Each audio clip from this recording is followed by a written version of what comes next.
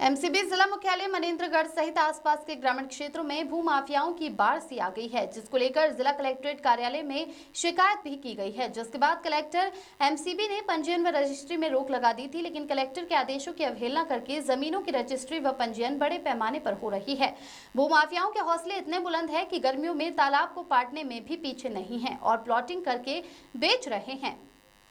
वहीं क्षेत्र के विधायक व प्रदेश के स्वास्थ्य मंत्री श्याम बिहारी जायसवाल कार्रवाई की बात कर रहे हैं। वहीं कांग्रेस के जिला अध्यक्ष बड़ा आंदोलन करने की बात कर रहे हैं। वहीं तहसील कार्यालय के आसपास भूमाफियाओं को देखा जा सकता है, जिसको लेकर कई बार इसकी शिकायत भी की गई।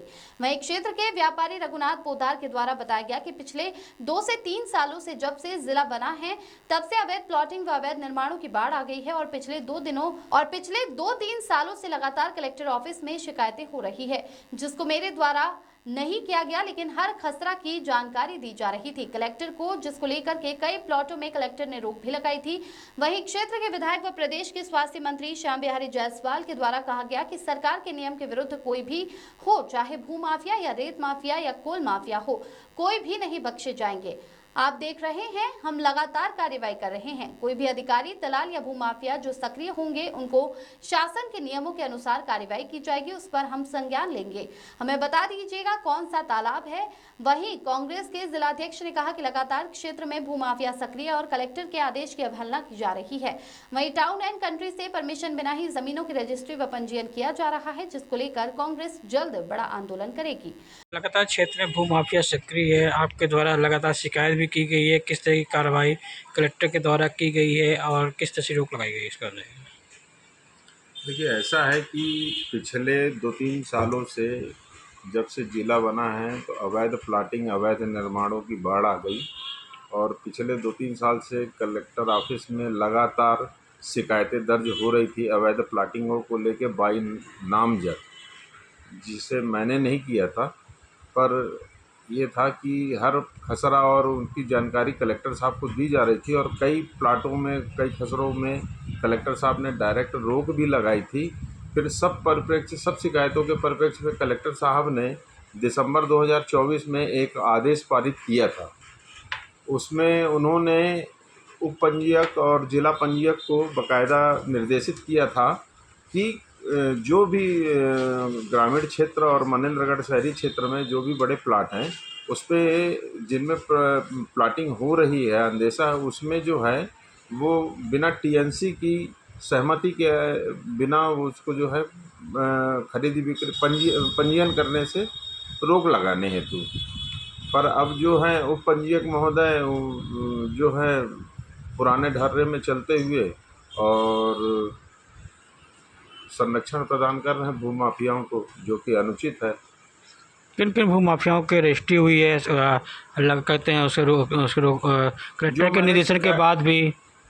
जो मैंने शिकायत दी है उसमें रवि रंजन की एक चैनपुर में ज़मीन है, उस पर उन्होंने पहले भी कई प्लाटिंग 10-12 प्लाटिंग पहले भी कर चुके हैं और उस पर भी रजिस्ट्री हुई है।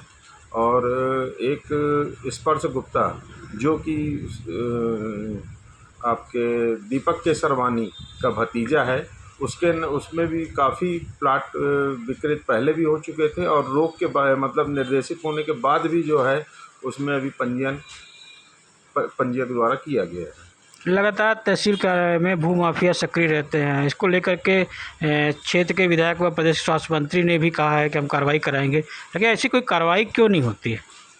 देखिए, कार्रवाई का शासन के पहले से भी काफ़ी नियम उसमें बने हुए हैं, पर एक्चुअल में जो रक्षक है वही भक्षक बने पड़े हुए हैं। अब जनता समझती है कि वो ऐसा क्यों कर रहे हैं, हर कोई जानता है कि वो किसके आगे नतमस्तक है और उसी पे रोक लगानी है। और आगे जाके भविष्य में मैं अभी ये सब प्रकरणों को लेके मैं हाईकोर्ट भी जाऊंगा और वहाँ से समुचित कार्रवाई की मांग भी करूंगा। मनेंद्रगढ़ शहर सहित आसपास के ग्रामीण क्षेत्रों में लगातार भूमाफिया सक्रिय है। कलेक्टर के आदेशों को ठेका दिखा के लगातार जमीनों का रजिस्ट्री किया जा रहा है, पंजीयन किया जा रहा है। इसको लेकर आप लोग किस तरह का प्रयास करेंगे? देखिए, लगातार देखने में, सुनने में, समाचार के माध्यम से, मीडिया के माध्यम से देखने, ये भूमाफिया वाला जो मामला है मनेंद्रगढ़ के आसपास के ग्रामीण क्षेत्रों में धीरे धीरे जोर पकड़ता जा रहा है। और कलेक्टर साहब आदेश कुछ करते हैं, उनके जो अधीनस्थ कर्मचारी हैं, तहसीलदार हैं, एसडीएम हैं, उप पंजीयक हैं, ये इन लोग उस आदेश को फॉलो नहीं करते। निश्चित तौर पे आप ये मानिए कि भू माफियाओं को और जो मैदानी स्तर के राजस्व अमला है उसको किसी बड़े नेता का संरक्षण प्राप्त, जो कि बिना किसी बड़े नेता के संरक्षण के इतना हिम्मत कर जाना, कलेक्टर के आदेश को नहीं मानना, ये बहुत बड़ी बात है। और इसमें जो भू मालिक हैं उनको तो कुछ मिल नहीं रहा है, बिचौलिए पूरा जो है षड्यंत्रपूर्वक ज़मीनों की खरीद बिक्री कर रहे हैं। कंट्री प्लानिंग जो विभाग है उससे कोई परमिशन नहीं है, न नियम का फॉलो किया जा रहा है, सिर्फ पैसे के जोर पे ज़मीन की खरीद बिक्री हो रही है। इसको लेकर भविष्य में कांग्रेस पार्टी एक बड़ा आंदोलन हम लोग करेंगे और जो जनता की वाजिब मांग है उसको पूरा कराने में हम लोग अपना सहयोग करेंगे।